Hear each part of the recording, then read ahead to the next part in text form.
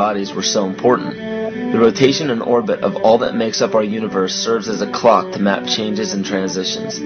This helped the ancients understand that the change of the heavenly bodies were a mirror to the changes of all existence. December 21st, 2012 is simply a natural transition from one form of energy to the next, the transcendental evolution of man. This date is what's known as 0 point. Our sun, as well as our planet Earth, is losing its magnetic field as the Earth is slowing in its rotation. All the while, its base resonant frequency, also known as the Schumann cavity resonance, is increasing in accordance with the predictable sequence of the Fibonacci theory. At a cellular level, our bodies respond to an electromagnetic pulse. The ancients called this the sacred circuit. The cells receive this pulse from the brain, which receives its pulse from the heart, which receives its pulse from the Earth. This pulse comes from the solar system, which from there comes from the galaxy, which ultimately comes from our entire universe. We literally share a pulse with all of existence. Yet another example of everything being one.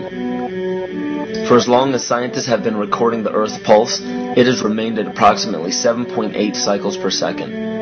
This was a constant fixed number until 1986 into 1987. It rapidly began increasing to about 9 cycles per second in 1996. So in one decade, it increased by about 2 cycles per second. By 2012, this pulse will be right around 13 cycles per second, just as the Fibonacci theory indicates. What does this mean for humanity? Just as cymatics has shown that higher frequencies result in more complex patterns, we are now experiencing the beginning of a major shift in both physical and spiritual vibration.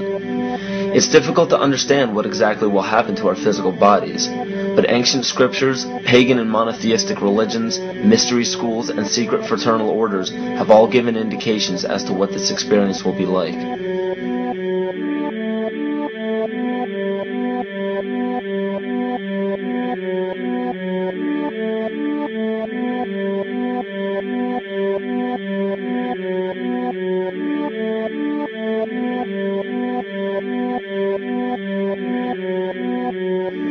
This will be the shift of the ages, the transcendental period of monumental changes to humanity. Those unprepared for this transition will likely not be able to cope with the rapid changes in the psyche. The only way to prepare for what is to come is what we have sought after for our entire lives: truth.